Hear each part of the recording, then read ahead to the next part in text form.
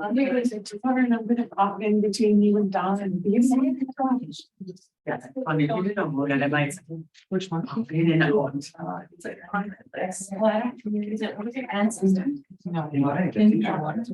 I know, I don't think those two. Morning, everyone. So I'm sizing you. Okay, well, I'm usually a lot. Good morning, good morning. I don't know how many to expect, or like, I'm supposed to jump right in, and then just wait for folks to go through. Hi, should we just start? Yes. Should I give people a minute? Looks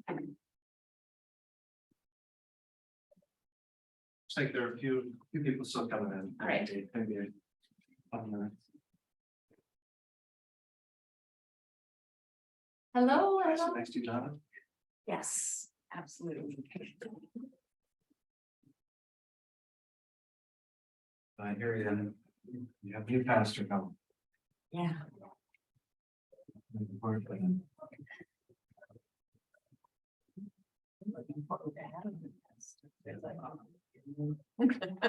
I'm doing something every Sunday for yours. Speaking a lot. Yeah. It has been. Funny video. Yeah, it's. You can Boy, see you me on know, all sides. Every angle. Hello. Come in, welcome. I can see myself everywhere. And I feel like I'm watching myself. Are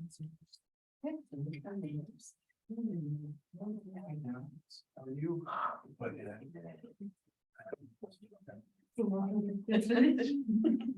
Welcome. It is wonderful to have you all here today. Thanks for joining us for this big, huge event. Thanks to Rye and Stella for making it happen. I'm Emily Meyer. I'm the Executive Director of the Ministry Lab, which is housed right out there next to the main seminary library. We are a resource curating and creating a center for the United Church of Christ, United Methodist Church, and the Presbyteries of Minnesota. And I was privileged to be in the inaugural cohort of the Leadership Center for Social Justice. And come on in, come on in. Welcome. Would you like another chair down there, or are you? Oh, thank you. So I was in that inaugural cohort, and this is my capstone project from that cohort.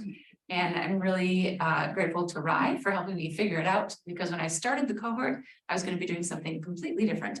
And then I was further privileged in that group to have as our small group mentors, Gaga Ashik and Nukomis, Dawn Goodwin and Deborah Topping. Dawn is here today. I haven't seen Deborah, I but think she'll be here in some. okay. And super amazing human beings, and wonderful to have their leadership. And between that and having spent the last couple of summers joining Rise Coalition and others at the Mississippi Headwaters in protest of Line 3, that area of the world is extremely special to me. This whole thing came about.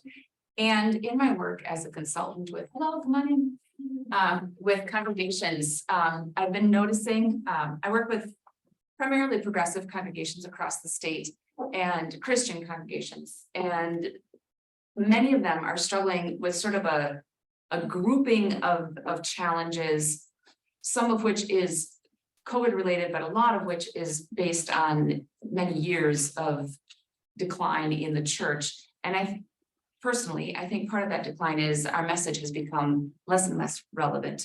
And so it's not resonating with people. And this project is partially an answer to that these are essential issues of our day. And hopefully a way to then engage congregations or other community organizations in the work of water protection. So that's sort of the background of it. Why don't we take a minute though, just to introduce ourselves so we can have an idea of who else is here, since we're going to be hanging out with each other all day, or maybe part of the day. So I'm Emily. You're the last in, but the first to say hello. Can you share your name with us, please? Yeah, Where I'm you're from? and I live in St. Paul. I'm part of a Turgar meditation community and Unitarian Church. So to Buddhist Unitarian. Wonderful, thank you. Good morning, I'm Dan. My pronouns are he, him, his. I am the associate pastor of First Christian Church in Minneapolis. And I'm Raishel from McGee, and I'm the Director of the Leadership Center for Social Justice and former pastor of Faith Mennonite Church, which is my name is Donna. This is where I go and where I met Ray. I'm Donna. I am a retired hospice chaplain and an alum of United. Wonderful, thank you. I'm Pam. Pronouns are she, her. I'm a member of Lindale United Church of Christ, which is how I heard about this through Lux and Rebecca. I'm Sue Sethna, she, her, and I'm a friend of Pam's and Lux's, so that's how I. I'm really happy to be here. I'm Melissa Harrell-Selden, she, her. Okay, various identities. I go to First Congregational Church, UCC. Occasional adjunct professor. Wonderful, thank you. I'm Annie, she, her, friends. I'm Lori, she, her, and I am visiting from Maryland and here with my friends. Yeah. Wonderful. Yeah, Linnea, she. Wonderful, thanks. So a huge part of this is creating I created a toolkit, and I'm going to see if I can share this with everybody. This is a thing called a LibGuide, and I'm going to try to get at it from the average user's side instead of my side as the administrator. No? Oh, I haven't published it yet. Never mind. We'll look at it from my side. So when you go here, the idea of this is that their congregations are at different places in their anti-racism work and in their environmental care work. And this is a way of kind of creating a next step, regardless of where you are on that spectrum of work. And when I say congregations, I'm sorry, I come from a very particular Christian context. So whatever, it could be any community or any group of people working together. So part of what the toolkit is based on is a first step for many of us in both creation care or in anti-racism work is just learning. We need to develop some awareness. We need to do some learning together. And so in the toolkit, I have created sort of a step one, maybe, is sort of getting to know let's make that bigger, getting to know what we're talking about. And I've done this with different age levels so that within any group, we can be doing it intergenerationally, simultaneously in an age appropriate way. So many of us here probably are familiar with braiding sweetgrass, and a fantastic book which has now been I don't want to say edited, but adapted for young adults, so that your elders, your adults, your parents can all be reading the original from Robin Wall Kimmerer, and then the adaptation is great for your young adults, your youth, probably down to almost middle school age.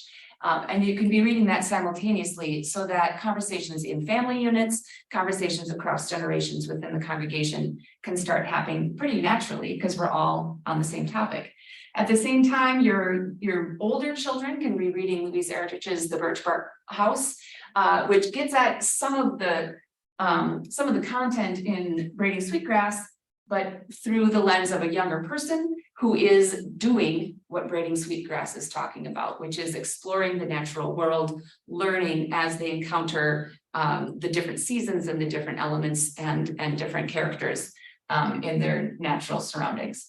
And then for your youngest kids, there's a great little book called Nibi's Water Song. And it's the story of how the Nibi water song, which we'll come back to again and again, came about, but also introduces young people to that idea of our connection with water and what we can learn from water specifically. Nibi means water, just for folks who aren't familiar. So reading the same books at the same time, and then in the toolkit, I have some guiding questions to go with each set of books. A next set, and this is again, depending upon where you and your community are, in your kind of learning curve would be looking at the spirituality of water. And Dina, I hope I said this right, Gilio Whitaker has written As Long as Grass Grows, which is the indigenous, it's so small and my eyes are so bad. The indigenous fight for environmental justice from colonization to Standing Rock. So this is looking at the history of indigenous work with a lens specifically towards preserving water and water rights. Rights as far as the water itself has rights, and rights as far as indigenous people's rights to have clean water and then to hunt and gather and fish in water zones. A great introductory book for the history on that. For your young adults and teens, I want to get her name right, Amber Peltier. Peltier is Indigenous water protector from Canada, who is now, I think, 18 years old. And there have been a number of different news stories on her, and CNN has a really nice one talking about her work since the age of 8, speaking to the Canadian Prime Minister and the UN and other organizations talking about Indigenous rights to clean water.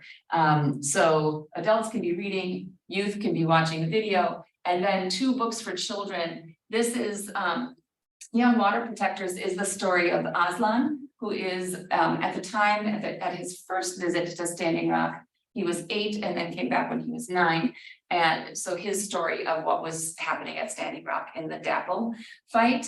And then We Are Water Protectors is perhaps my all-time favorite children's book.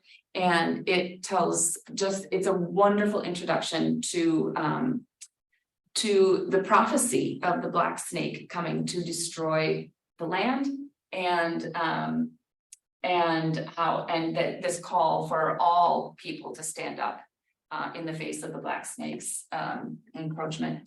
And so I just we're going to come back to this. I just preached a sermon based on this and talk about it's being banned now because it's too hard for children to understand.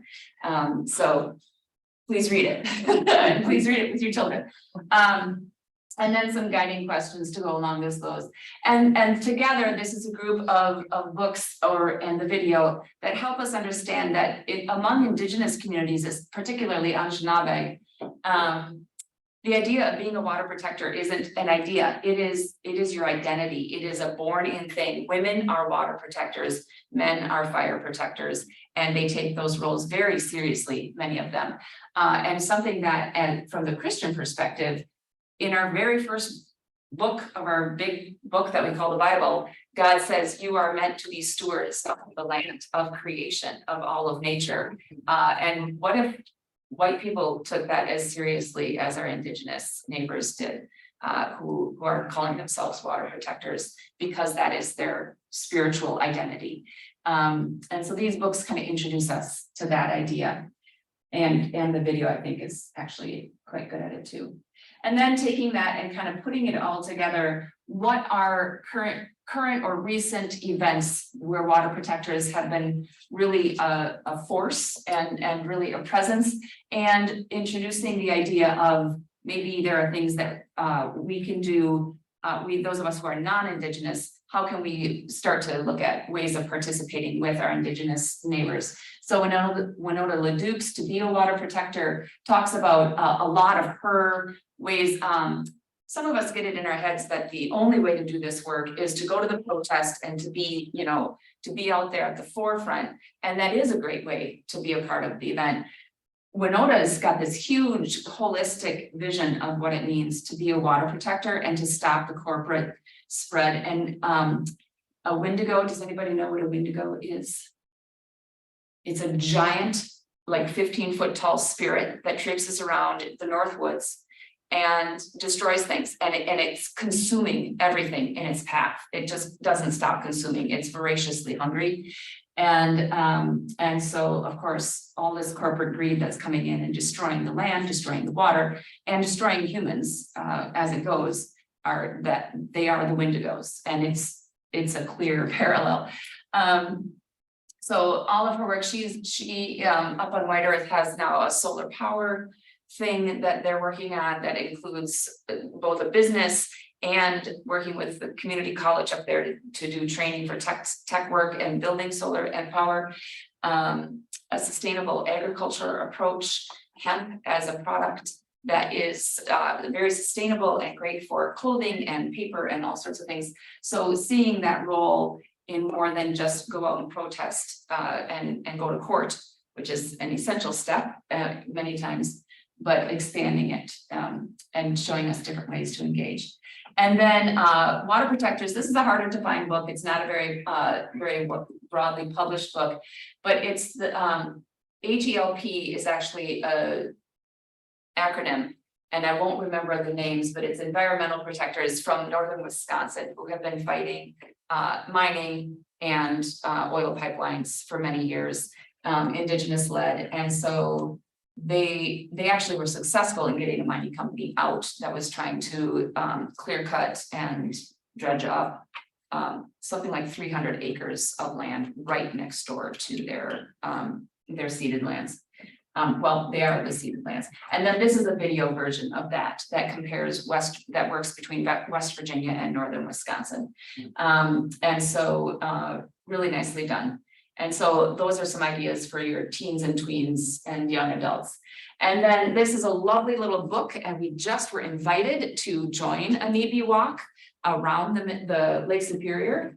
And it comes in the I didn't realize it came in both Anishinaabe or Ojibwe and English. This is just the English version, but you can also get it in Ojibwe and English, which would be a fun thing to do with your kids. And it talks about the history of the water walker and the different ways. And then we have in the next section, we've got links to where you can find the next water walks and how you might join them. And then for little kids, NEBI is water, is just a cute introduction to the idea of water as sacred and what it might be like to be a protector of water for little kids. And then again, our learning objectives and questions, and then some additional resources for listening and watching and some other great books. And this one is really nice for understanding Ojibwe life. So if part of your anti-racism work is just growing and understanding, the Mishomis book is lovely, and encouraging young people in environmental care. We Rise is a Latin American youth author and a really powerful witness as well. So those are kind of my two favorites in there. But there are sort of the book versions of things, and then there are some really fun new curricula out. And the idea in these curricula is to actually connect with water where you are. So again, the idea of protecting water can seem huge and daunting. Water is everywhere. So let's connect with the water right close to us. And Wade in the Water is I worked with Heidi Ferris in creating this curriculum. It was built specifically for the St. Paul area watershed, but it's very adaptable to any other place, because you can go on this website here and find your watershed. You can learn about, where the major rivers and streams, the ponds, the pools, the lakes. You can discover how water is flowing through your area, and you might discover some interesting things about the groundwater, the water beneath the earth, and it's moving. St. Paul is actually one of the huge areas because of that confluence of the Mississippi and the Minnesota. In St. Paul, they have done some serious damage to the way underground water moves, just so that they could build a city here. And so it's really interesting to learn about your water, and you're going to get more buy-in, right? Because it's right there. You're protecting your drinking water. You're protecting the water that your children are drinking and using. And so this is a curriculum that puts together Christian biblical content with science. Heidi Ferris was an elementary science teacher, specifically with biology. So she actually has a ton of creation care curriculum. And then we built in a couple of contemplative practices in there so that you're building faith, biblical knowledge, and the science of water, and putting it all together for water care in your area. And then just last year, Winona LeDuc and Diane Jacobson, who is an Old Testament professor at Luther Seminary, did a symposium together and on water is life. And Diane wrote 5 biblical reflections on key themes of where the Bible illustrates water as life. Water is life. And so she's highlighted those 5, not specific texts, but themes throughout the Bible, and then has a little commentary on each. So kind of a fun way to connect Bible with your local water. And then there are some relational learning experiences. So here's the Nebe Walk. There's a link in here that takes you directly to the Nebe Walk Facebook page, I want to say, which gives us all of our upcoming Nebe walks. There is the one around Lake Superior, but there's also one along the Mississippi, I want to say this fall, I'm pretty sure. So you can find out what's happening and how you might join in. Healing Minnesota Stories. Do folks know about this through the Minnesota Council of Churches? Yay for those who do. And if you don't, it's a fantastic resource. This is Jim Bear Jacobs is a native theologian. He's an ordained pastor in the ELC, the Evangelical Lutheran Church in America. And then Dr. Kelly Sherman Conroy is a native theologian as well, who also works in the Evangelical Lutheran Church in America. And together they lead these Healing Minnesota Stories, where you can go to particular sites around the Twin Cities area and learn the indigenous version of the history there, rather than just the white colonizer version of history there. And so you can take that Sacred Sites tour, and you can also invite someone from their organization to come in and talk to your whole community about the indigenous history in the area, and look at the barriers to free practices for Native religions and spiritualities and cultural ways of being, and learn again, very particularly your area and what is the indigenous history there. And this is a power, they're extremely busy, but if you can get on their schedule, they're a wonderful group to work with. Emily, do you know about the blog that comes under Healing Minnesota Stories? Tell us more about it. Yeah, so there's a Scott Russell is the author of this blog, who and he does things sometimes once, twice, 3 times a week, depending upon what's going on. As part of Healing Minnesota Stories, he works with Jim Bear Jacobs, and covers a lot. He's covered a lot of water protector work. He covered all the Line 3 work. He continues to just put the issues forward and opportunities for action. Fantastic. And it's easy to just go to healingminnesotastories.org and you can sign on. Wonderful, thank you. I will get that link in here next. That's one of the great things about this format, is I can just keep updating it with. Are you going to be sharing this with us? Yes, there's a link, a direct link to it. I just have to actually make it published. So yes, I'll give you the link. Okay.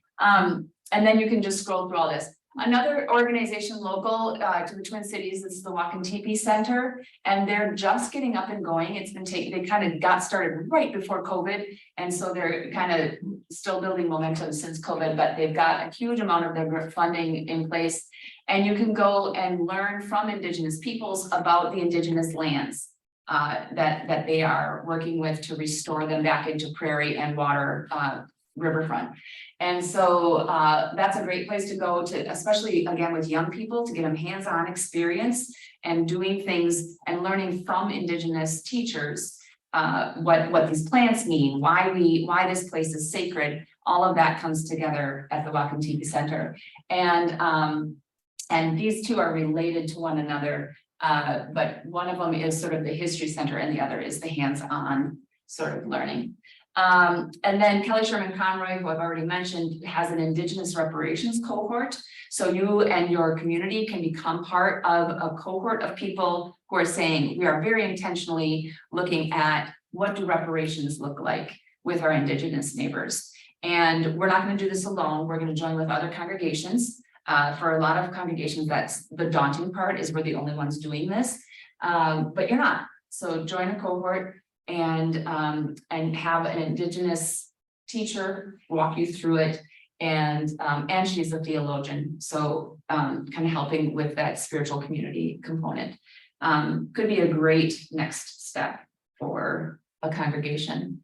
And then We Are Water Protectors, the publisher, created a downloadable activity. So this is more activity-based. They've got a downloadable activity kit for young kids. And Water Protector, there's a Water Protector website that is not Indigenous led, but it does have 9 actions, again, for a younger audience, maybe specific steps to take on caring for water. And then Wonderopolis, again, not an Indigenous led, but they are looking at who are the water protectors. So kind of asking that question in a child-friendly way and looking at different water protectors, and I think highlighting some of the younger water protectors as well. So to encourage young people to take on that mantle. And then the ELCA Minneapolis Area Synod also has a water toolkit. And then building this up. So part of what I wanted to do here is to say, we can't just learn about it. We have to, and we can't just read about it. But building it into our daily or our regular experience as a congregation. And one of the things in the Christian world that we do regularly is we worship together. It's the one time a week or maybe that most of us get together. So I put together a little bit of a song list. I'm very open to adding to this. The 7 teachings, we'll come back to that in the contemplative part. The 7 grandfather teachings, we were introduced to that by Dawn and Deborah in our cohort. Really a powerful contemplative tool, and there's a link below for that, for those teachings specifically, where you as an individual or maybe as a community or a small group within your community choose one word of the 7 teachings list and live with that word for a designated amount of time. It could be an entire year, could be a month. They recommend like a stretch of time, maybe a full year. And then as your community lives with whatever word is the individual word for each person for that extended period of time, you start reflecting on that together. How is that encouraging you to grow? Where do you need to grow? What are some spiritual aspects to that word that are enriching your life? And it becomes a really beautiful practice. And the point of the practice is to teach us as a community how interconnected we are, and to teach us the 7 words, which we can go there. So if you click on it, wait, no, I didn't want to. Well, here's the video. This is the song, and he'll teach us the word. But I think Kick back, listen and chill to what I be speaking, cause what I gotta say to you right now is very intriguing. I'm talking about the ways of the Ojibwe people that seem to be leaving. Yes, of course, I'm talking about the 7 teachings. So what are the 7 teachings? Number 1, respect. Respect is something that we seem to neglect, and if you take a look at the world, it's starting to have a big effect. So maybe we should all take a look in the mirror and put ourselves in check, cause the world could be a lot better place if we showed each other some more respect. Number 2, truth. Truth is something that I should be spitting in the booth. Truth is something that could be easy to take or harder than your tooth. Truth is something that people claim they have all the way through the roof, but it's also something they forget about when they get caught in a coup. Truth is something that we gotta learn to express. It's gotta come through our hearts and our chests, not so much through our brains when we stress. Number 3, wisdom. Wisdom is something you obtain when you sit down and listen. And to obtain it, some of my people went to college and some of my people went to prison. But to have wisdom is to know that you have a gift and a reason, and you maximize on it and utilize it all 4 seasons. Just know that you have a gift. Number 4, honesty. Honestly, to be honest, it ain't like reading a book or learning Ebonics. It's kinda like learning how to be true, to hold, and to keep your promise. To be honest is to speak from your heart and to leave your head. And you pick apart the dark and don't speak when your vision is red. Number 5, humility. Humility is to be humble. And to be humble is to keep it together when everything's seeming to crumble. Like you in the pitch black dark in the middle of a jungle. But when adversity comes your way, you're ready to rumble. And if you get knocked down, you get up again after you tumble. Cause there's been times in my life where people tried to belittle me. It was in those moments I had to express my humility. Number 6, courage. To be courageous is to do the right thing when you have every opportunity to do what's wrong. So I gotta take the opportunity to say good things inside of my songs. I gotta talk about what's really real and what's really going on. But to be courageous is to do the right thing. and you pick apart the darkness to see the happiness the light brings. If you do what's right, you find your own light. And number 7, love. Love. It ain't always a white wedding and flying doves, but it's something we could express to each other because we have those feelings for the ones that are above. Love is something that I'm wishing to see. Love is something that the Creator gave to us unconditionally. Love is something as simple as saying, Gizage in, which means I love you, in Ojibwe Mo'in. Aho, the 7 teachings.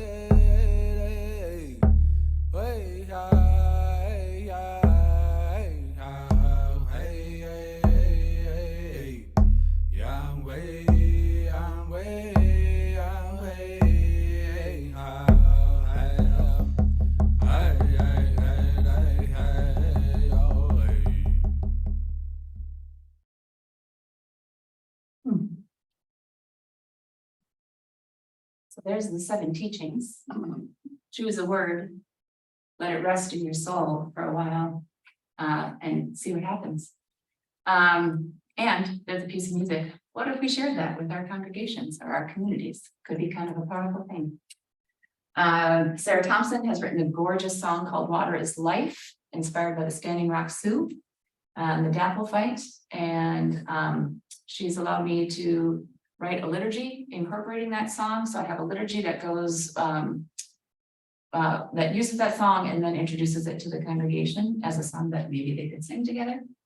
And then Illustrated Ministry is a curriculum writing organization, and they have a cute little song called Living Water that's fun to share with kids.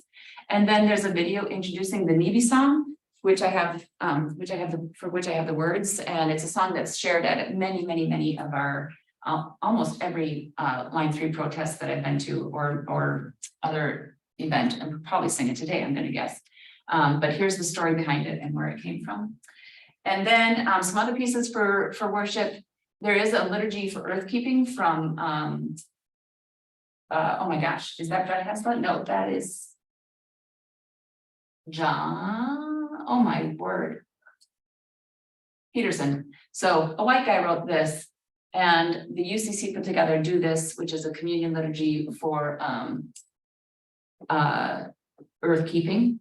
And then the liturgy that I created with Sarah Thompson's song at the center of it is in the WaterThreads, is available by contacting me. And then here's the connection to the 7 grandfathers teachings, and a book that tells you even more about the 7 grandfathers teaching. And then there are some contemplative practice included in the Wade in the Water curriculum. And then our final 2 lists are engage and support. So engage are organizations that are actively fighting for water rights.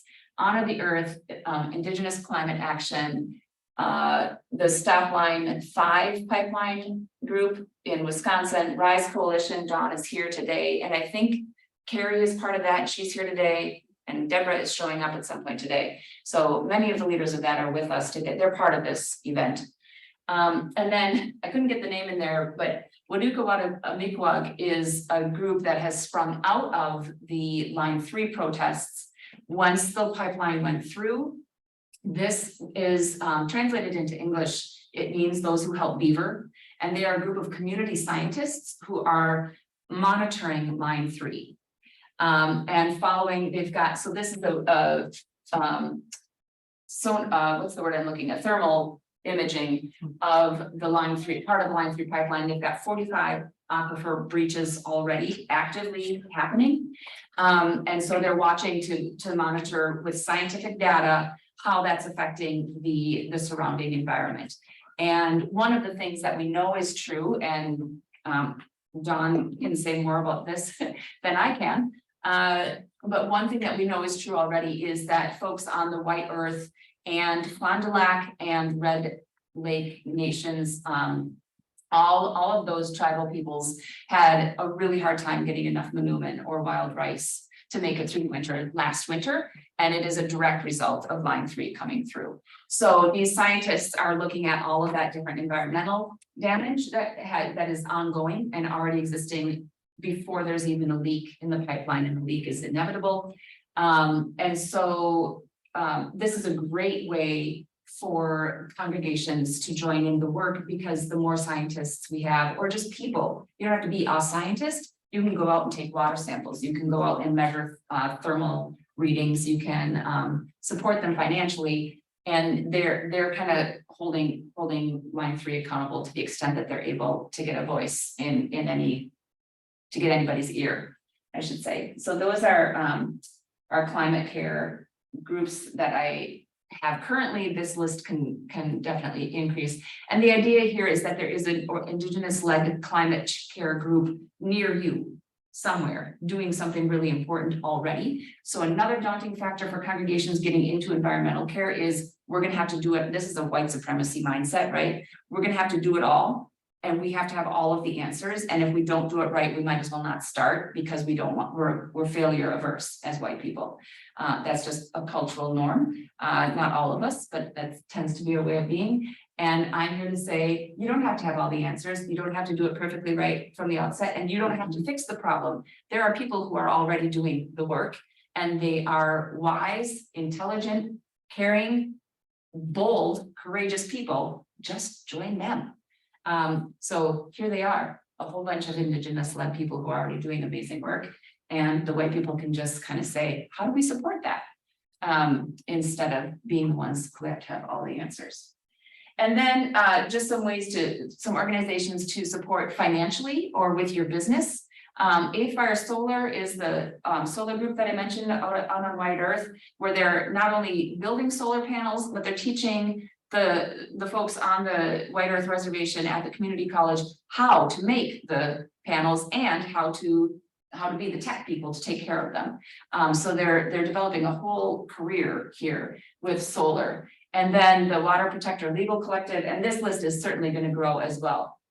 That's if you want to help care for the financial burden of going to court because you are a water protector. You can actually just start funding, and you can do that through RISE too. Can you do that through RISE? Yeah. Yep.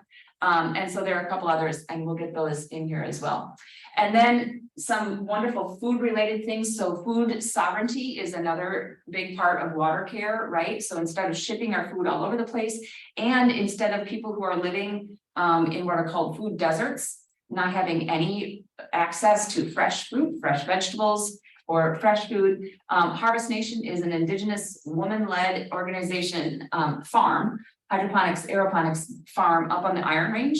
And they are starting to produce enough food to send out. So they're a CSA, and they're working with local food co-ops that to get food out to Indigenous peoples in the area, but also to anyone. And then the North American Traditional Indigenous Food Systems. This is from the sous chef, who is Kelly Sherman Conroy's brother, and he is the award-winning chef at Awami in St. Paul, where nobody can get a table because it's so full all the time. Minneapolis, in Minneapolis. Yes. Okay, sorry, thought it was over on this side of the river. And so they're doing this awesome thing of building up Indigenous food awareness. What are the recipes? What are the ingredients? What do we need? And then teaching that to young cooks. And so that's you can learn more about Awami here. And that's another one. And then some of my favorite bookstores, because I am a book person. Birchbark Books is owned and operated by Louise Erdrich, who is an Indigenous author, and it's right over here in Minneapolis. So you've got easy access. And I have to say, every single time I've been, it's my favorite bookstore. They're the nicest people in the world. They will help you with everything. And I think her hiring practice is to make sure that it is predominantly Indigenous employees as well. So it's just a lovely bookstore. And then Native Reads is an online version of that, where they work exclusively in Indigenous authors. And then this is an awesome new place in, I want to say it's out. Do you know where this is? The Creator's Place? No. Have you heard of that? I feel like it's on White Earth, because when I looked it up on the map, it looks like it's on White Earth, and it's Bemidji. So it's got to be someplace close. Pine Point? Oh, Do you know where Pine Point is? yeah, I know where Pine. Yeah, it's got to be northwest. Oh, I see where, yep, Pine Point, I know where. And so this is an awesome new, it just opened in April. And they are an arts center, so, and I think it's kind of a free arts center, so folks can come in and practice their form of art. And they are all volunteer run, so folks are also volunteering and learning about running their own business as they're volunteering there. So that these artists can then have their own art business, run their own artistry. And so it's just this really cool synergy of doing art and teaching some business skills. And you can buy the art that those artists produce, and that is a way to support the place. So again, this is a very short list. I'm happy to learn more from other people and add things to this list all the time. And to get it is just this link right here, which I will. Here, wait, I'm gonna publish it right now. Ready? Yeah, I would call that now. Save. Stare the red fed. So the URL is. It's at the seminary. It's unitedseminary.liveguides. And then it's this. Should I edit it and make it cuter? But it's easier to remember now. I can't. But. Well, that's what you want right there. People who are cleverer with their tech than I can take a picture. Or just send Or just send me an email. Yep, and I've got my cards up here for exactly that purpose. So you can send me an email and I'll send you this link. And once you're in, you can go to all of these tabs and find whatever you're looking for. Liveapps.com. Yeah, unitedseminary.liveguides.com. Because it says live apps up there. No, don't do that. Oh. Don't do that because you have to be an administrator to do that. You want this one down here. Liveguides.com.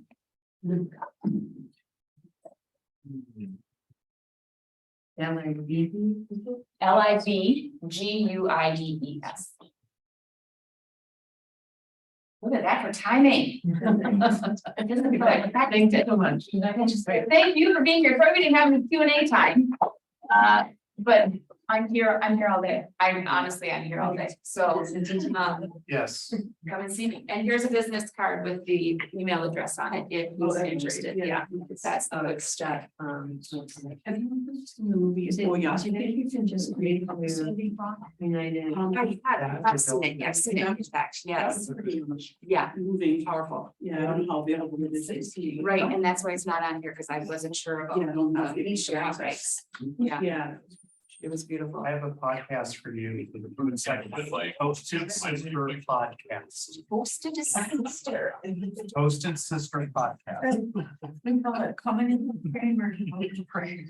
It's from Native Voice One. Falling hair all over. Native Voice One, Yeah, and the podcast is the Toasted Sister Podcast. awesome. I will, I discovered it on sabbatical 2 years ago. okay, I will look that up. Take my time. That is also one of my new favorite books. Trying to be Well, less. so it's got, It just covers like everything, all of the things. Because I studied that in seminary. and- Yeah, no, this is Yeah, it was this is a little like, old this is side. within the last year, Good. so it is, I wanna say 2023. Because we read a lot of this book. Yeah, So yeah, this is nice to have. that's been around for a while. Person. I'm almost positive it came up, there it is, 2022. Okay. Yeah. I have to finish the poem I am reading first before I do any more books, and that is the one that I'm reading. It's this thick. Oh, yeah. It is the history of Act Up 1987-1983. Fascinating. Wow. But it's a really hard read, so I can only do like 2 chapters. Yes. A shot. Yes. It's like, all right, we're done. I had a book like that I started in 2004. And it's still not done. Okay, I don't feel so bad anymore. I set it on my shelf and I said, I'll come back to this when I can come back to this, and then I haven't. I don't feel so bad, but this is great. Thank you so Yes, much. thank you for being here. Thank you. So what comes up for me is a whole list. Yes. Yeah. Putting together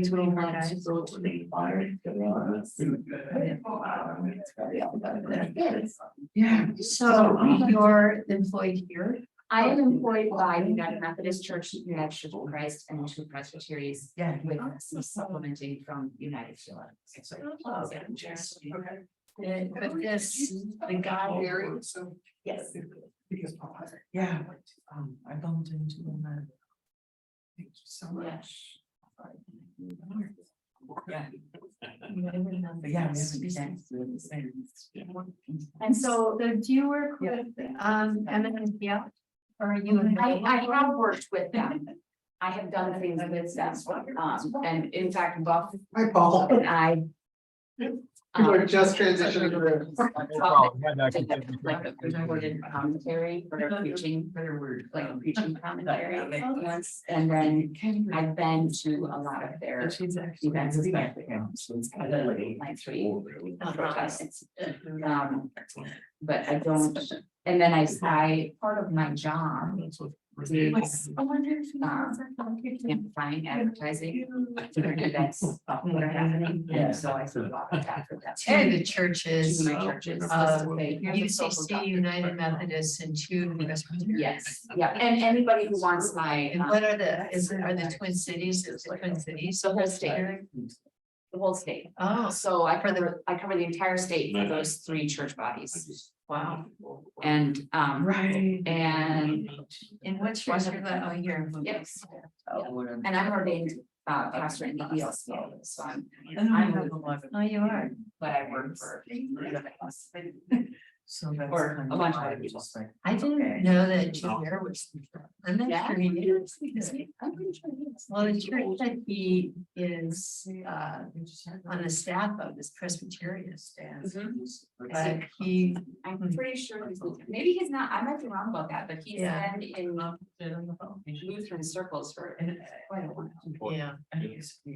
So my husband's a Lutheran minister, Tom Duke, he's retired. And where But was his last paid job was the executive director of St. Paul Council of Churches. And he's now works with the Minnesota Multi-Faith Network. Yes. So he was like the founder of that. Yeah, and That's so hard. but it's great that you put this all in one place. And that you are making it go. Yeah, Yeah. I mean, that's my job. That's great. With, so I'm doing a lot, do you know Joanna Macy's work? Joanna Macy, she's national, international, but she's based in California. Active whole stuff, MACS.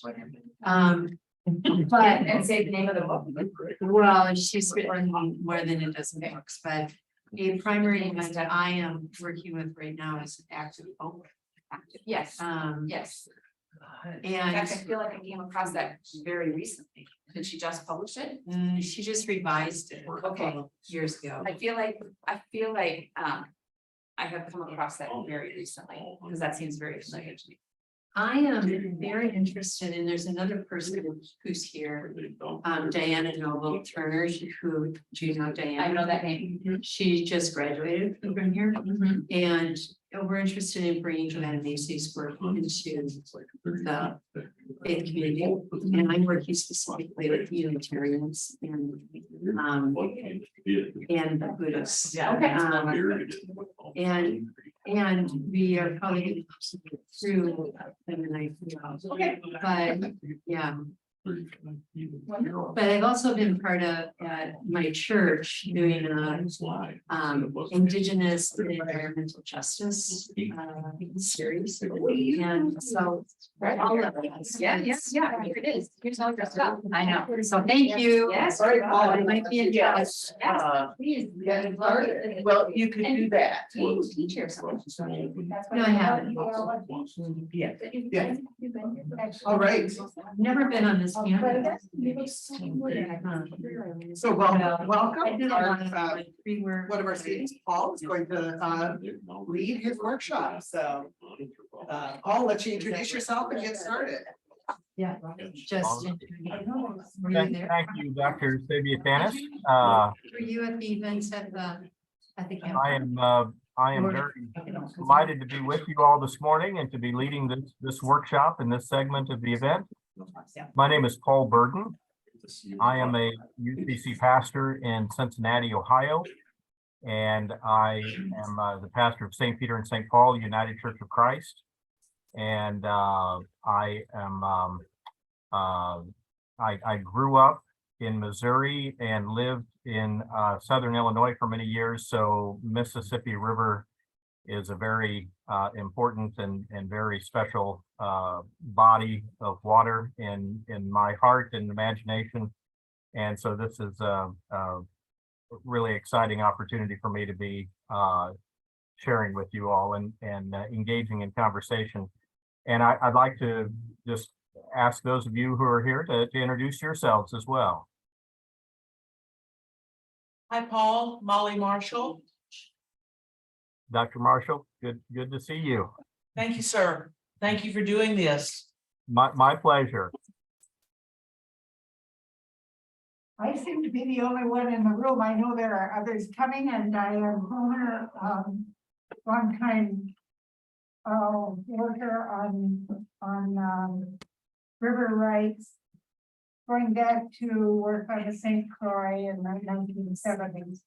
Very interested in what you have to say about particular in the Minnesota river. Very good. Thank you. Thank you very much. Well, it's great to be with you. Dr. Marshall, I was a student at Southern Seminary when you were a professor. Yes. And unfortunately, I did not take theology from you. I wish that I had taken theology with you. Dr. Mueller was my systematic.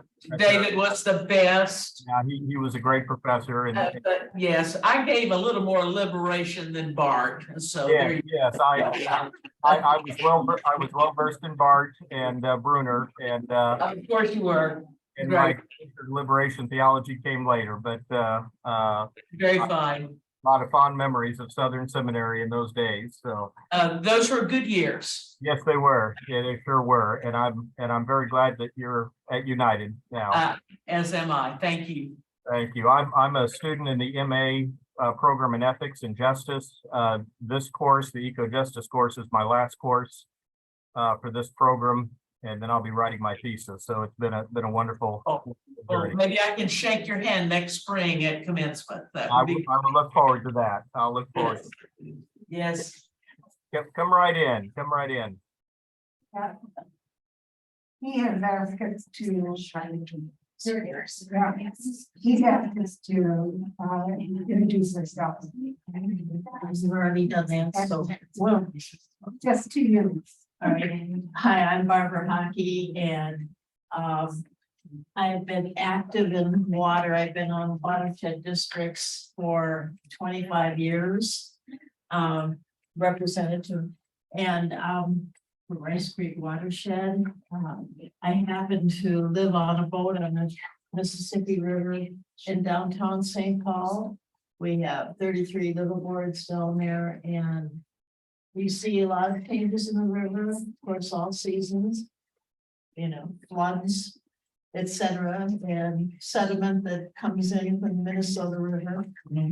Of course, the Minnesota River Valley has 90% of its wetlands all filled in, and you've got tiling and everything, and all of the pesticides, everything comes down. In fact, nothing can keep our plants that we have on our boats more beautifully kept than having and taking Mississippi River water that has all of it, every kind of growth health that you can have and everything to make our plants good right out of the Mississippi River.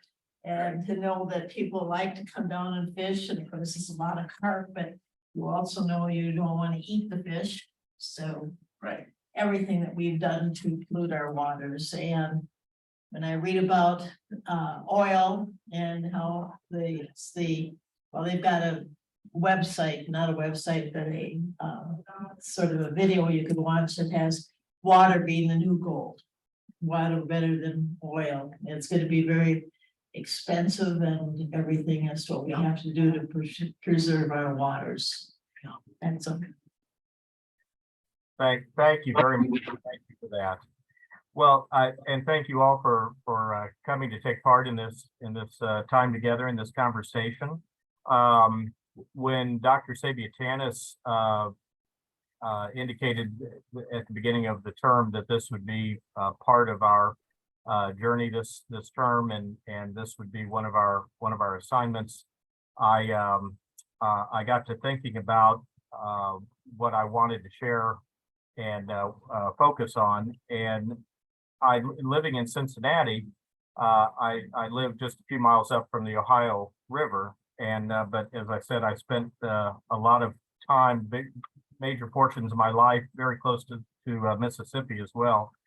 And so I got to wondering about the confluence of Ohio and Mississippi rivers, and any important events or matters that might be explored and highlighted. And so I got to thinking and learning more about the flood of 2011 and how it affected the community of Cairo, Illinois. And so that's kind of one of the focuses of our time together today. What I'm going to do is I'm going to be inviting you to think about Mississippi as a living entity that is engaged with all of us in the quest for liberation and justice. The Mississippi is not a passive thing. Mississippi, I believe, is a living entity that is our partner in liberation for both humankind and the rest of creation. So that's what I'm going to invite us to think about today and discuss. And sir, would you like to introduce yourself today? We're glad you came in. I'm Steve Clemens. I live about 5 blocks from the Mississippi over in the Seward neighborhood of Minneapolis, but I also spent a summer in 1974 in Glen Allen, Mississippi, which is part of the Delta area, living in a very poor Black community, and knowing how the disparity of people living along the river is really great, depending on whether you're in an urban setting or a rural setting, whether you're wealthy and have boats and things, and others who are just fishing and trying to survive. So it's a real study in contrast. Yes, thank you, and I appreciate that. And any thoughts that you have based on your own experiences and observations, we certainly will welcome that, and that goes for all of the group. So I'm going to try to share my screen at this time, and I'm a little bit of a I'm still learning about how to do this. So please, I hope you all will bear with me and be patient. well done. Thank you very much. Thank you. So can you all see the slides all right? Sure.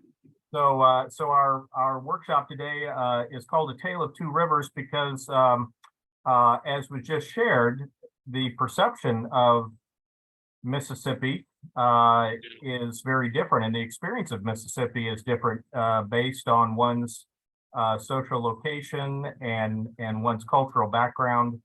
And as I said, I'd like to at the beginning here just share a little bit about the history of slavery along the Mississippi and how that shaped life along the river. And we'll spend a little bit of time looking specifically at Cairo, Illinois, and a more recent incident and experience of environmental racism along Mississippi. And then we'll be asking, as I said just a few moments ago, how is Mississippi our partner in the quest for liberation, human liberation, and the liberation of all of creation? And what we'll see as we look at some of the history is that for those who were enslaved, as well as those free Black Americans, those who had self-emancipated, the river could be both a source of oppression and danger, but it was also a friend. It was also a partner in the quest to sustain themselves, to thrive, and also at times to escape from the bondage of slavery. So I'll just share a little bit about the background of slavery along the river, racism along the river, and the difference between Black and white perspectives of Mississippi. The European encroachment, and you may be well aware of the history, but it dates back to 1541. European colonial settlement began under the French in the 18th century, and Spain gained control in 1763. And later France regained control of the area following the 7 Years' War and maintained control of the land until what became known as the Louisiana Purchase took place in 1803. That's DeSoto in the picture there. And the colonial powers saw great commercial potential in the Mississippi River Valley. And the river was recognized as the only interior artery providing access to the Gulf. And so over time, states like Mississippi and Louisiana became very wealthy, with the cotton industry of southern states supplying a large portion of the world's cotton demands. And the river called Mississippi also became a prominent component of American culture and folklore that inspired artwork, literature, and poetry. We've all seen the paintings of George Caleb Bingham, the Missouri artist, depicting life along Mississippi River. And of course, along the way, we've all been introduced to classic American literature, such as the works of Samuel Clemens or Mark Twain, including The Adventures of Tom Sawyer and Huckleberry Finn. The dominant white cultural, social, political, and economic centers of power saw Mississippi as a symbol of prosperity and frontier possibilities. But that was not the reality for all people who lived along the Mississippi, beginning in the 18th century. As we know, the wealth of southern states was gained through the system of slavery. Enslaved people from Africa and their descendants were subjected to brutal conditions as they were forced to provide labor for the lucrative cotton industry. And later, as levees were built to provide protection for homes and plantations and businesses, enslaved Black Americans were forced to provide the backbreaking labor of levee building. As Dorothy Zeisler Bralsted quotes here, one observer noted that the Mississippi, overflowing more or less for 6 months of the year, renders New Orleans unpleasant as a place of sojourn, but at present a great many slaves from Guinea are laboring to make it habitable. So that was life for many people, enslaved people along Mississippi. New Orleans, for example, because of its low-lying location, was subjected to continual flooding. So the slave trade in the Mississippi Delta was increasing during this era, with most of the enslaved people coming from Western Africa. The colonial powers of France, Spain, and America saw the Mississippi as a force of nature that had to be subdued, conquered, and controlled. It was a natural entity that was to be exploited for economic and political gain, and the exploitation of nature, including a river like Mississippi, leads, of course, to the exploitation and oppression of people. The African-American slaves were victims of that exploitation and oppression, as those with economic and political power used enslaved people as tools for their economic interests. And so Mississippi River was made by those in power to be very much a part of the system of slavery. Enslaved African people and their descendants were forced to work on plantations along the river, and they were also forced to work in transportation industries. Some worked on steamboats, loading and unloading cargo, and some slaves became pilots as well of riverboats. The river was a constant reminder of the limitations that they faced as enslaved people. However, there was another way to look at the river that many enslaved people found to be helpful. Henry Bibb, who was born into slavery. He later became a writer and an abolitionist, born into slavery in 1815 in Shelby County, Kentucky. Henry Bibb said, "I have stood on the lofty banks of the river Ohio, gazing upon the splendid steamboats wafted with all their magnificence up and down the river. And I thought of the fishes of the water, the fowls of the air, the wild beasts of the forest, all appeared to be free to go just where they pleased, and I am an unhappy slave." So the rivers in general, including Mississippi, became a reminder of the people's enslavement and their location, their life experience. For enslaved people, however, there was another experience and perception of the river. The river, particularly those areas of the river such as the swamps, became for enslaved people a symbol of survival, resistance, and escape. Dorothy Seisler of Alstred reminds us where the European and American empires saw economic opportunities for enslaved and free Blacks. The riverine environments represented not only multiple images, including the conduit into slavery, the site of brutal labor regimes, but also resistance to the institution of slavery, and at times refuge and freedom.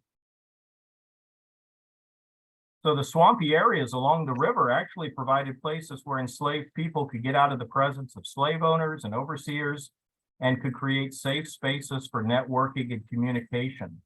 Alternative economies were created in the swamp areas, and bartering took place among enslaved people and with the maroon communities, those communities of self-emancipated African Americans and their descendants who lived as much as possible beyond the reach of the white establishment. The swampy places near Mississippi River provided settings where worship could take place, and when possible, the swamp was understood as providing opportunity for escape. For the white establishment, the swamp represented the wild, those parts of the river that were difficult to tame and control. But for the Black community, the swamp represented space for resistance, survival, and at times escape. Whites viewed the swamp around Mississippi to be a hostile enemy with alligators, snakes, and other hazards. The Black community, on the other hand, viewed the swamp as a friend. One man born into slavery who found refuge in the swampland of the river Mississippi noted that he felt more safe among alligators and snakes than he did among white people. While the swamps were a source of refuge and resistance and at times freedom for the Black community, plantation owners and civil authorities were aware of the alternative communities and economies that free and enslaved Black people were creating in the swamps, and they would sometimes make attempts to break up those alternative communities. According to the Spanish governor of the Louisiana Territory, Maroons were everywhere and something needed to be done.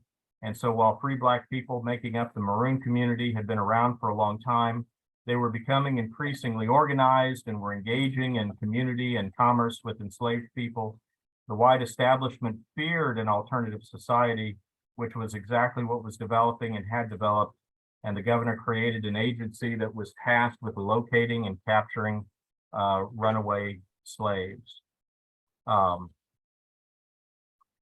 As Dorothy Seisler of Alstred says, but the drive to be free, whether prompted by a planter's abuse or the need to join family, also became part of the river's history as African Americans appropriated and mastered spaces deemed uninhabitable to the planters.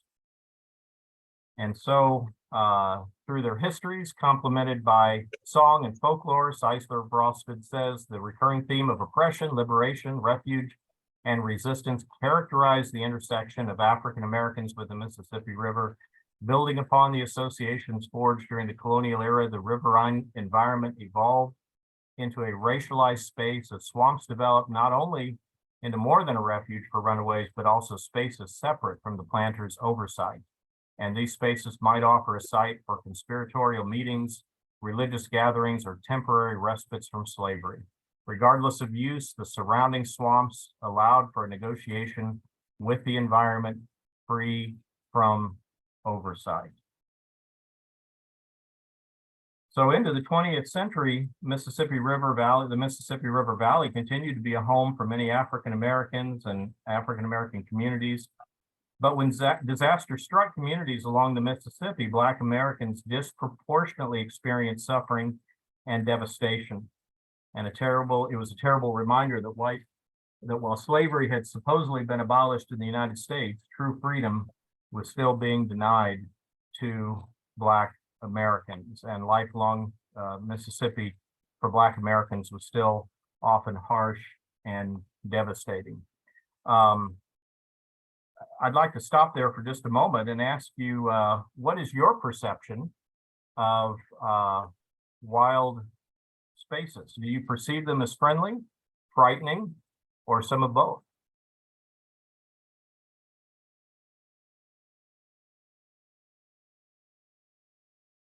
Wild spaces, I don't see them as threatening or anything. I mean, it's just another part of the world and the earth. I respect them.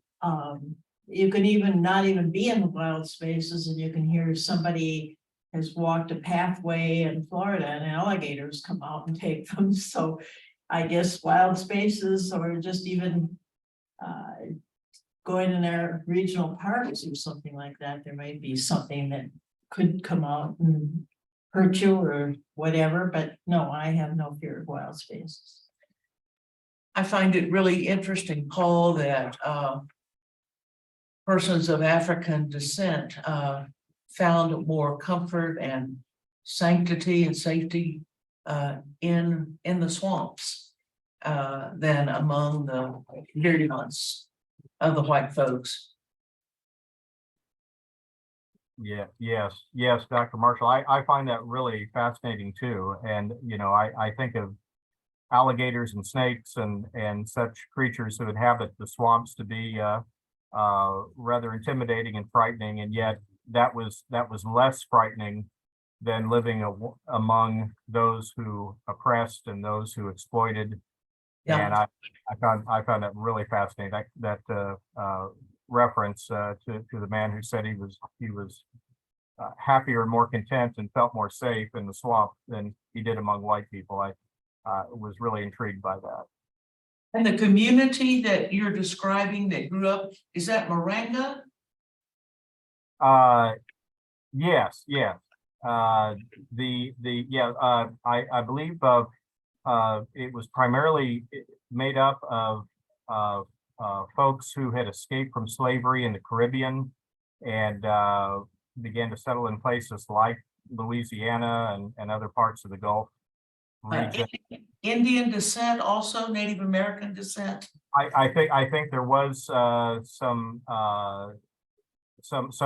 connection there. Yes, I believe that also includes folks of Native American descent as well. Thank you. Yes, thank you. I'm sitting thinking about how I haven't thought about a lot about the swamps. My husband and I have navigated the Mississippi. I've been up and down 7 times. He's probably been up and down 20 times. Swamps were something to avoid because we were in a boat and there would be stumps and all kinds of things that we considered a hazard. We didn't want to run into or over something. And I never thought about those swamps going by. They were just part of the natural landscape, and to see them as a refuge from one's daily life is a new thought for me. Yeah, thank you for that. Yeah, it does offer a whole new way of looking at the swamp and perhaps valuing the swamp and seeing the value in it that we might not notice otherwise. Yeah. Maybe Washington DC is an exception. Yeah. Good point. Very good, very good. The whole notion that this is a wild area contrasts with the plantation mentality of mechanizing. They were using human labor and then followed with the cotton gin and other kind of mechanization of nature, whereas the swamp retained its natural ability. And we're seeing now with all of these deluges from hurricanes and all of that, if you don't have the swamps, you have a much greater chance of flooding in residential areas. And how, our penchant for re-engineering nature has really been at quite a cost to the rest of the area, because nature has designed it in order to absorb all that extra water. And now we're draining those swamps in order to build more, to expand more, all in the name of progress. And so when you pit progress against the wild, that's a really important thing for us to look at. Well said. Yeah, thank True. you. Yeah, Absolutely true. And then you have the mangrove swamps that Yeah. had been in Florida, and what has happened, we do happen to have a place in Cape Coral where we just had the 160-mile-an-hour winds and everything. But where we are is definitely where the mangroves were all taken out and all of the dirt put up. So now we have a place for a house and canals that'll take you into the Gulf. And we had decided we were so much more powerful than nature, Mother Nature, who knew exactly what she was doing when we were developed. And I'm going back to the Minnesota River Valley, where the 90% of the wetlands have all been filled in just so we can have our corn and soybeans. So we're destroying our own beautiful earth.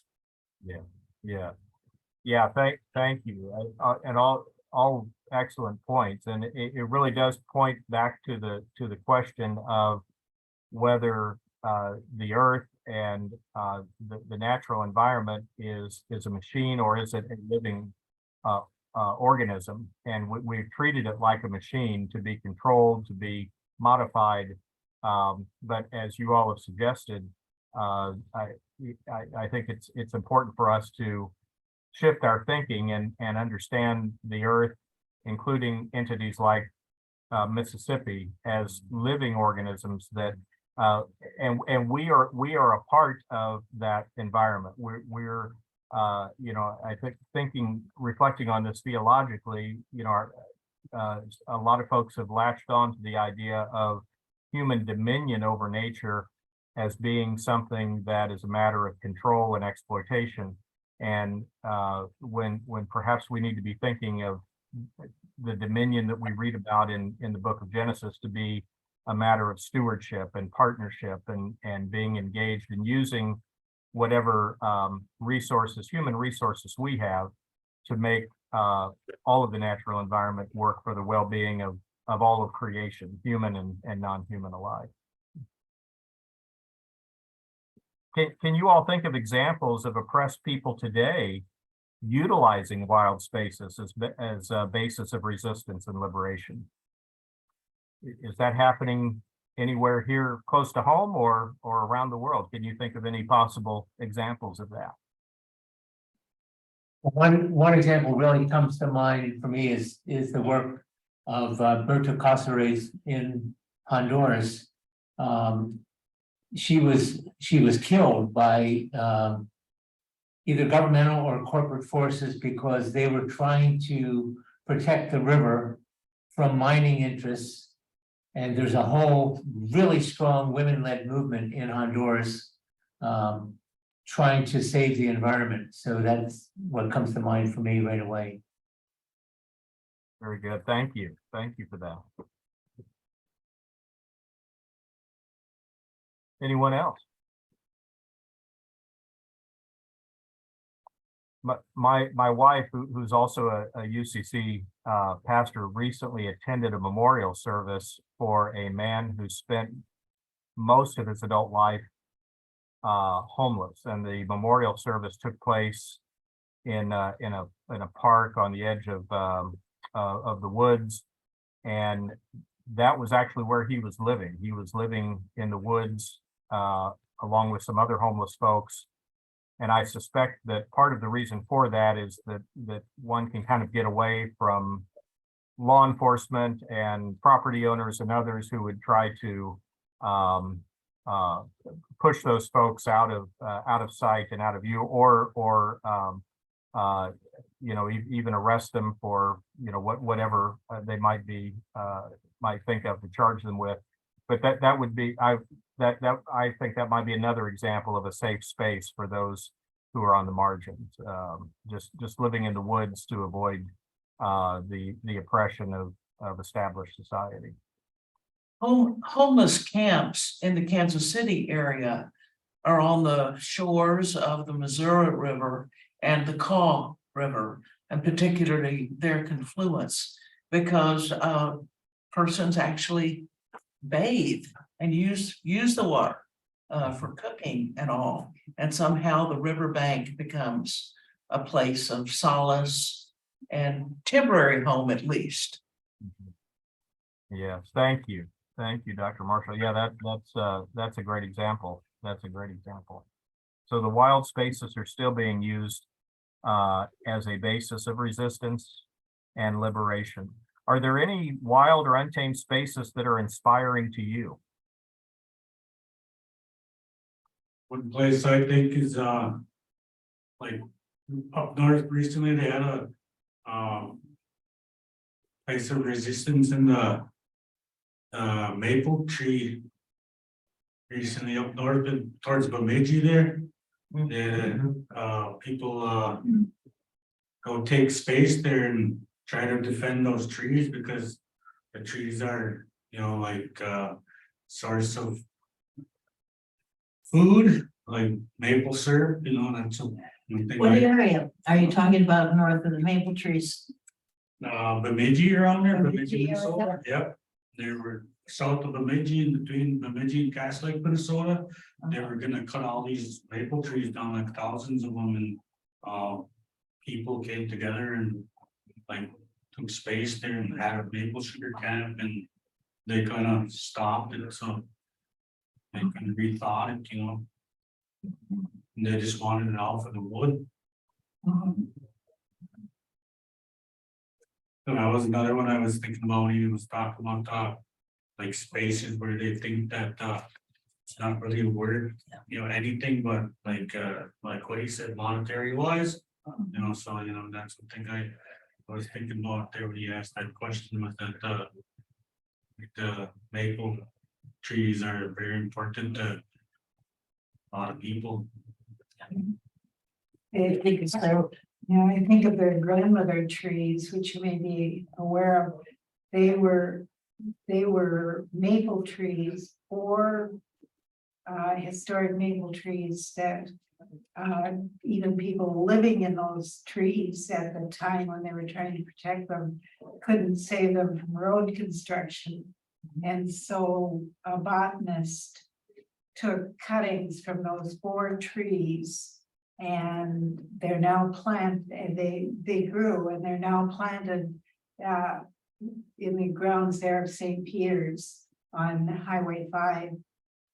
3 of them are thriving. 1 tree is not making it so well, but it just, that's what one group of people did with these 4 inspirational trees to recreate that history. And I just. They were actually oak trees, and it was Highway 55. 55 and was, I had friends who were trying to protect the trees for a good while, so. Were they some who were living in the?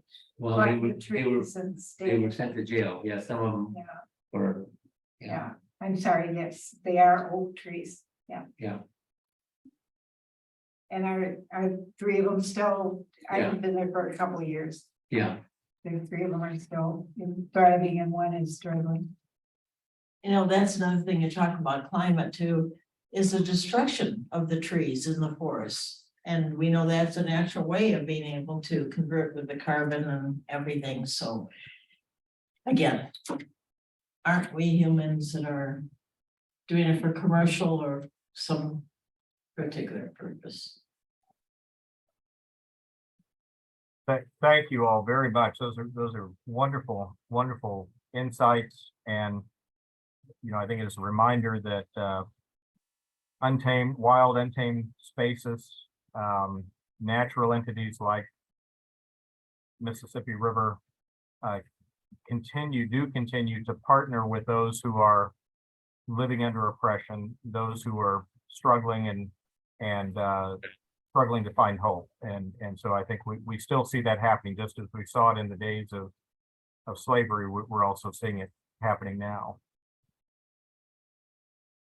So I'm going to share with you some information about and a little bit of a case study information about the town of Cairo, Illinois. Has anyone been to Cairo, Illinois? I have to. Yes. Coming off the Illinois River right there, absolutely. With our boat. Yeah, unfortunately, I have not been to Cairo. It's now on my to-visit list since I've been working on this. But it's a fascinating place. And Cairo, Illinois is a small community, as you all likely already know, on the southwestern tip of Illinois, sitting on the confluence of Mississippi and Ohio rivers. It's the county seat of Alexander County, the southernmost city in the state of Illinois. Cairo was chartered in 1818, but settlement began in the 1830s, and it became an important steamboat port in the 19th century. And during the Civil War, Cairo was a vital supply base as well as a training base for the Union Army. Cairo's population peak was in the 1920s, and it was about 15,000 at that time. It was a very prosperous city and was considered to be a very important river port.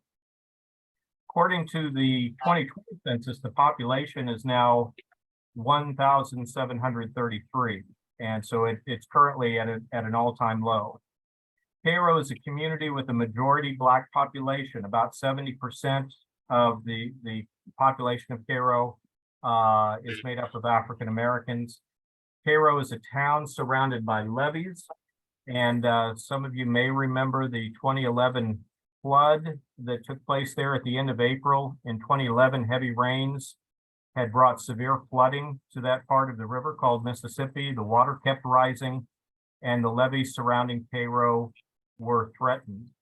A longstanding plan under the supervision of the Army Corps of Engineers was in place to protect Cairo from devastating flooding, which involved a floodway across Mississippi in southeastern Missouri known as the Bird Point New Madrid floodway. The Missouri land was legally designated as a floodway, an area that would receive flood water to relieve the pressure on Cairo's levees and other levees in the area. If the water reached 61 feet on the water gauge in Cairo, the Army Corps of Engineers was supposed to open the levee on the Missouri side by detonating explosives.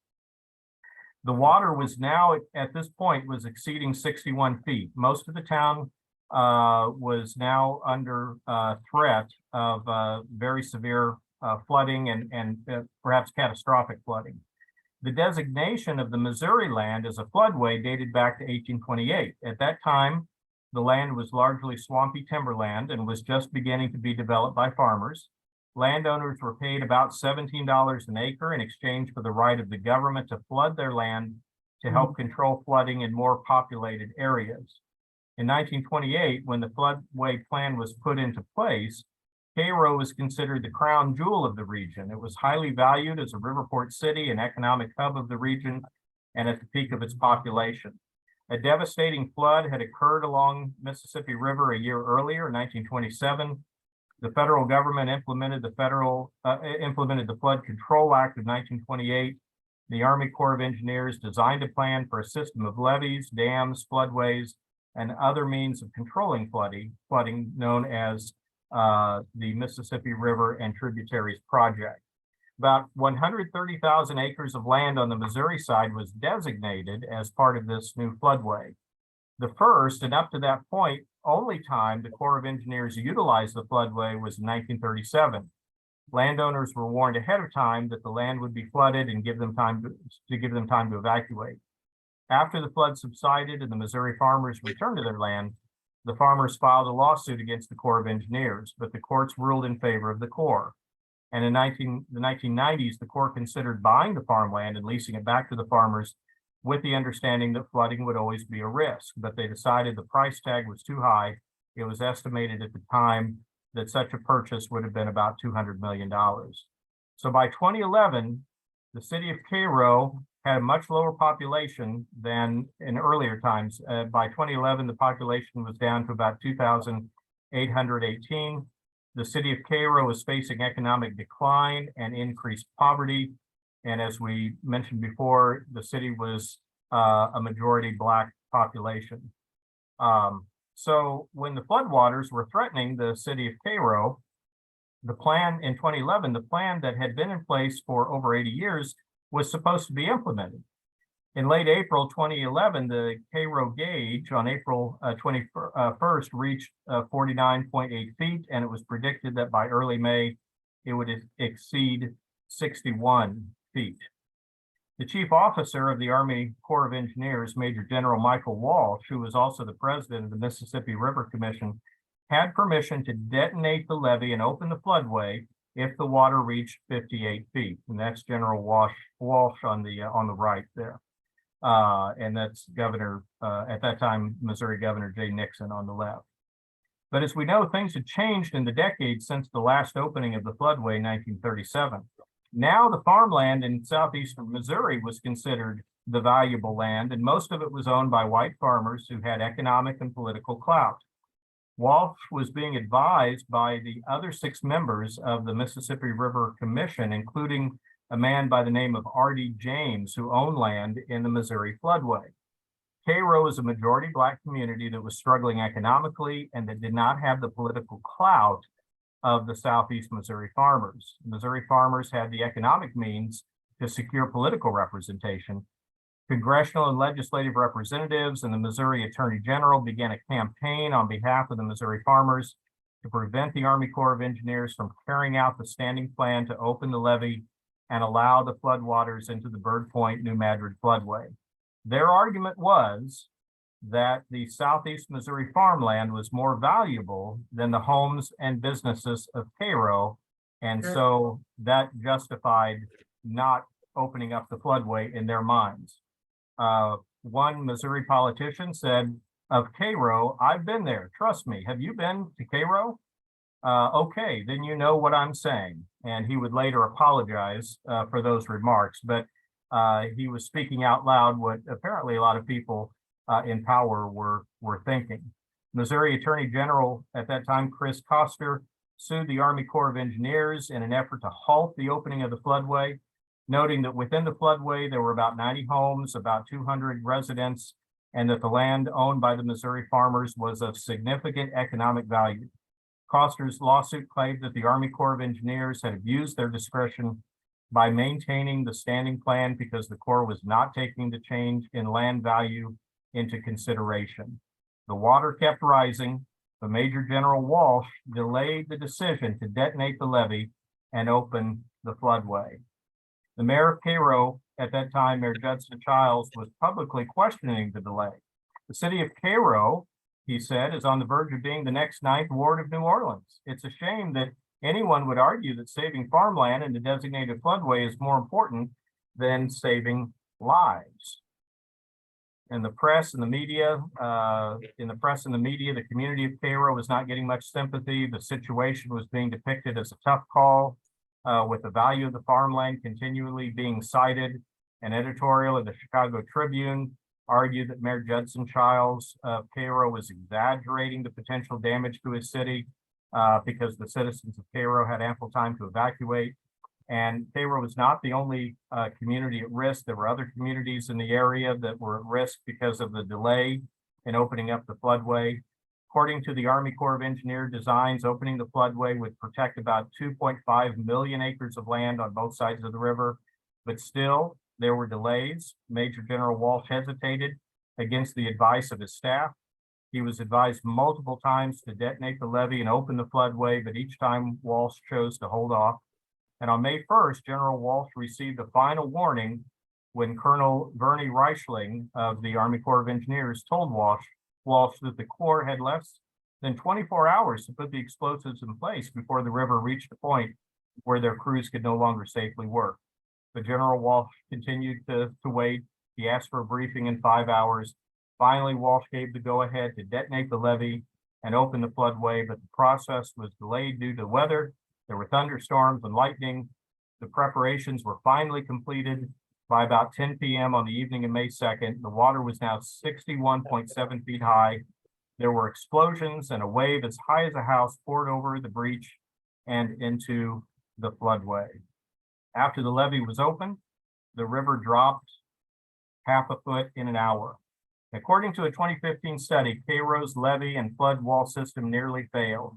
A town of 2,900 people could have experienced a catastrophic flood.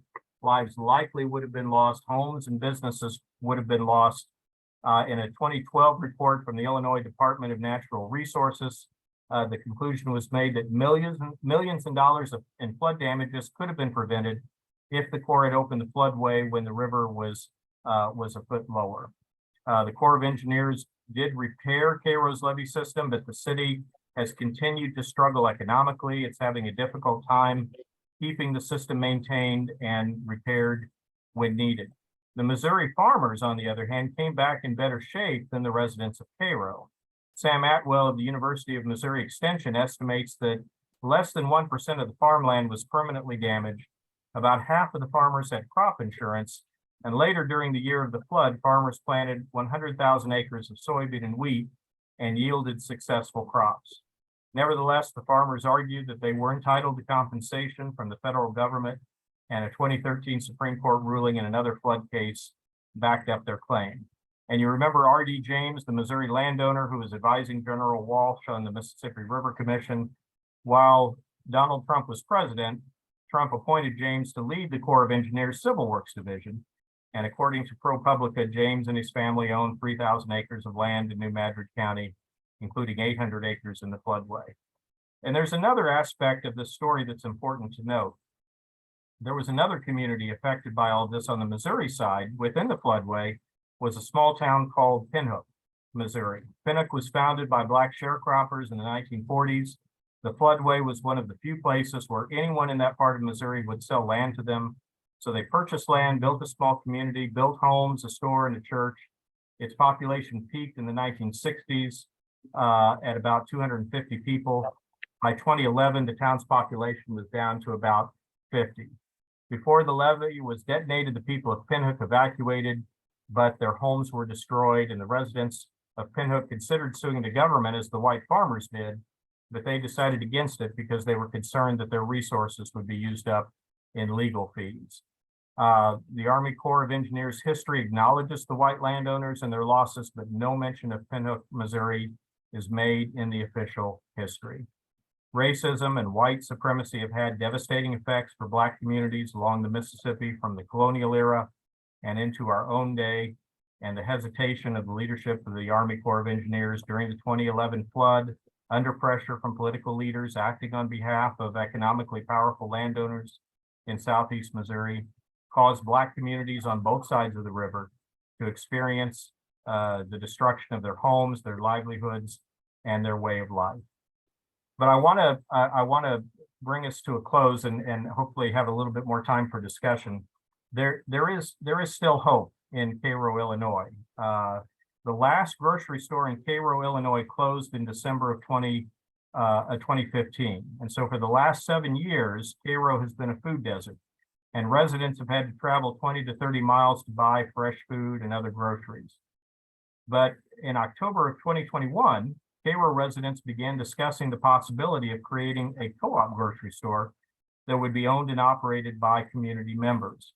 Residents worked in partnership with the Health Equity Achieve Together team from the University of Illinois Extension and the Western Illinois University's Illinois Rural Affairs Institute.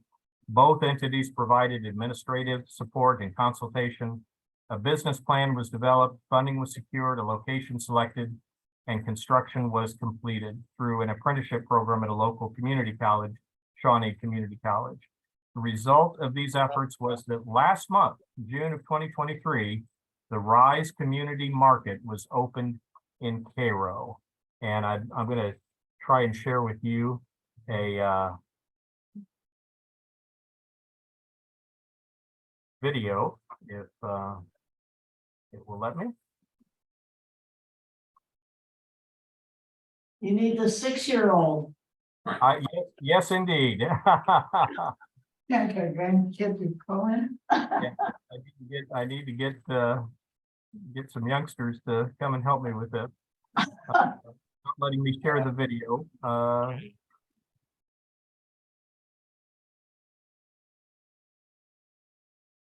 It's up just a little bit ago. Fabulous thing. So the community got their own co-op, huh? Yes, the community now has their own co-op grocery store. I guess it's not going to let me. I could probably get it to you, but it's. I know we're running short on time. So the community has its own grocery store.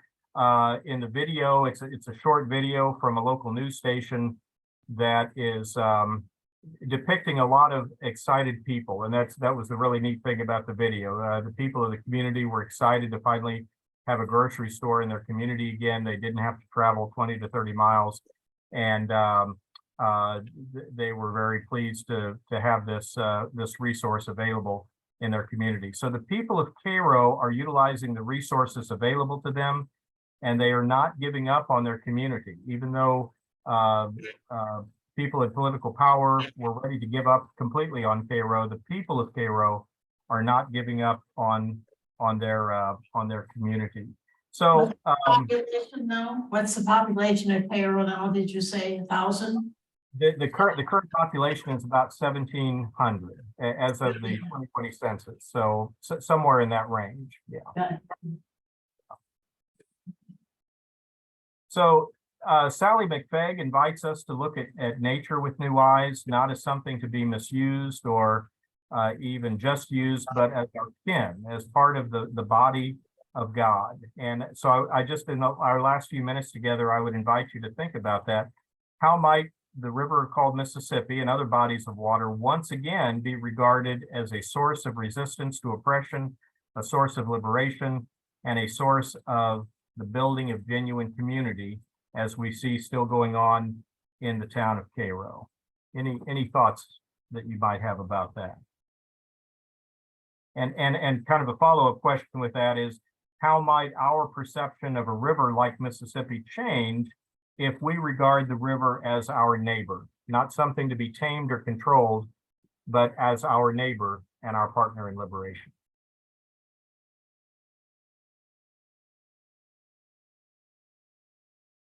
Well, as a partner, I guess, whatever tributaries that go into the Mississippi River have got to be some way or another before they get to the river, have to be cleaned also.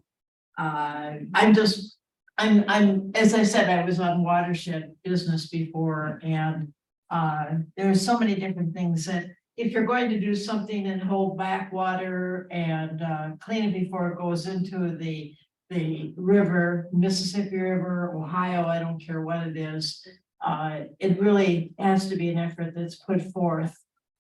We've treated the rivers, all of our rivers, as a way of being able to move water very quickly, and it can be even from, sewers, I don't know what you use, storm sewers, off streets, etc. Yeah. So for me, one of the real signs of hope is the legal movement to recognize the quote personhood of the Missouri and the Mississippi River legally in court.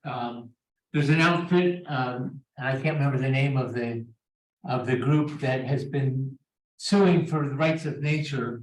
And there is some, because the Supreme Court has opened up the whole idea of corporate personhood with the Citizens United decision, it makes perfect legal sense to extend that and even more sense to extend that to nature than to corporations.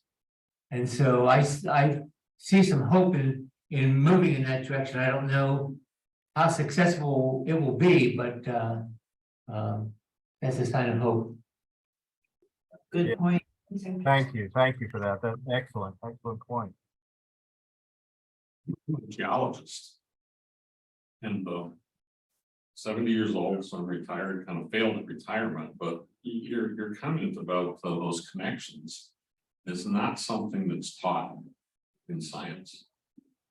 I'm very enamored with the Anishinaabe notion of the connection. Everything's connected through water, and the spiritual force and cultural foundation of that is not part of what we teach kids in any form that I see, whether it's in education or at home.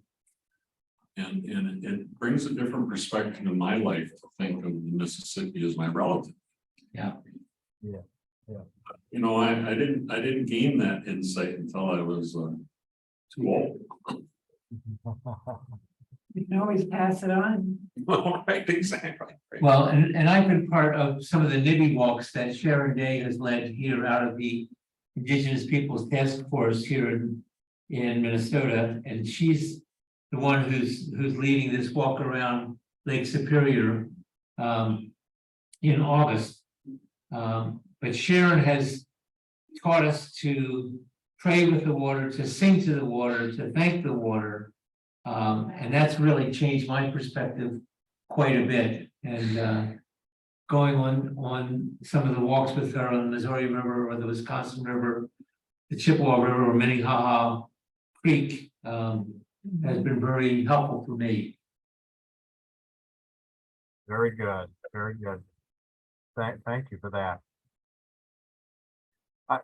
I'm going to make one more attempt. That video is very short. It's less than 2 minutes. I'm just, if you all are still interested in seeing it, I'm going to make one more attempt to share it with you, because it's really a very hopeful evening, everyone. The wait is over after more. Let's see. Get this.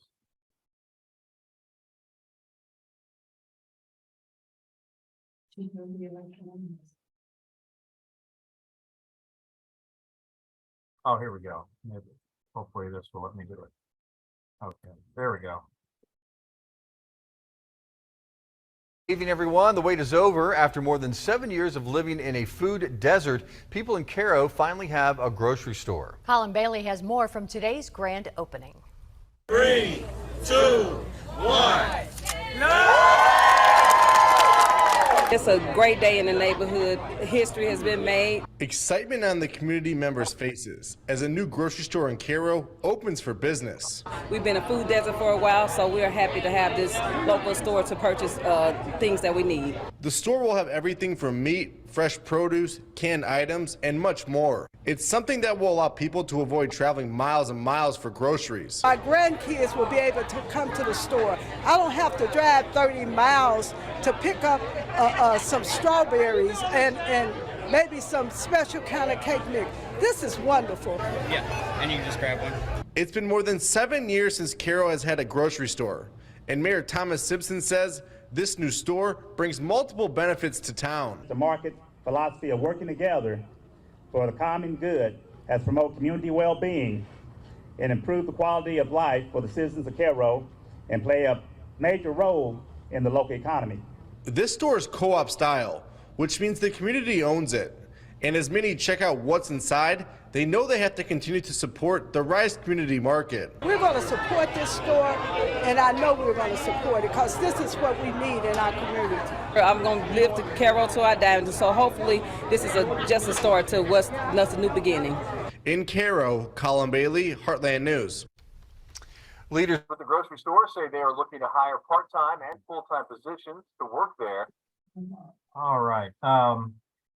One last question for you to ponder, and if you want to offer any thoughts now, we would love to hear your thoughts, or you can take this with you to think about. one of the women in the news report, one of the last women to speak about Cairo's new grocery store, said that she intends to live in Cairo for the rest of her life. What do you believe is the foundation of her commitment, and what is motivating her to remain in a community with an uncertain future along Mississippi's riverbanks? Any thoughts? Love of the community, I think, the people, and where perhaps she was born there, I don't know, but somewhere or another, it's just a feeling of comfort and belonging and faith in her fellow people that live there, because they're all hanging together. What else could it be? Their sense of humanity. Yes, very good. Thank you for that. Any other thoughts? May not be practical, but loves it. It is inspiring, isn't it? And Yes, it is. and I think she is seeing something, and perhaps she's seeing just the whole shared life along the river being worthwhile, being something that's worth, committing herself to and maintaining, well into. Rebuilding if they have another flood, I'm sure too. That's kind of how we're feeling about what happened in our community of Cape Coral, Florida, with the hurricane that came through and the destruction that it did. And we're not leaving. We just, and of course I know we're supposed to be talking about climate change too, I suppose, but somewhere or another, it may not happen again for another 100 years and I'll be gone. It's interesting. I was just having a kind of conversation on the flip side of that out in the hallway here, and it's about how immigrants learn a sense of place that they treasure. Sense of place. Yes. And I kind of made the observation. I think in my own case, I dream in the landscape I grew up in. Yeah. And the ones where I am new to are creating conflicts in my dreams. I don't know why that is. But there's something human dimension that we need to understand about sharing those connections, I think. And it's easy to do across cultural barriers.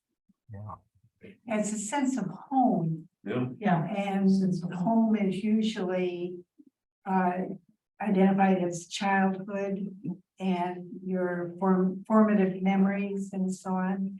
And we don't get to determine that for other people. It's our sense of home is our own, and there may be great opportunities for the last speaker in the video in some other place, but that's not her place. Yeah. Thank you. Those are wonderful insights. And in our very mobile modern society, sometimes we do lose that connection to place, and I think maybe that is something worthwhile that we need to regain, whether it's along the banks of the Mississippi or anywhere that might be home for us. I think our time has come to an end. I've even kept you a little past 12:45, so thank you for hanging in there with me. Thank you all very, very much for thank you. A question. Are you willing to share your email? Yes, I sure am. I'll let me put it in the chat. And we're not on. You don't have we're not on. Oh, that's right. You're not. Yeah, that's right. I apologize. So I'll just tell you what it is. It's it's Pastor Paul SPSP at gmail.com. SPSP for St. Peter, St. Paul. Pastor Paul SPSP at gmail.com. Thank you. Thank you very much. Thank you.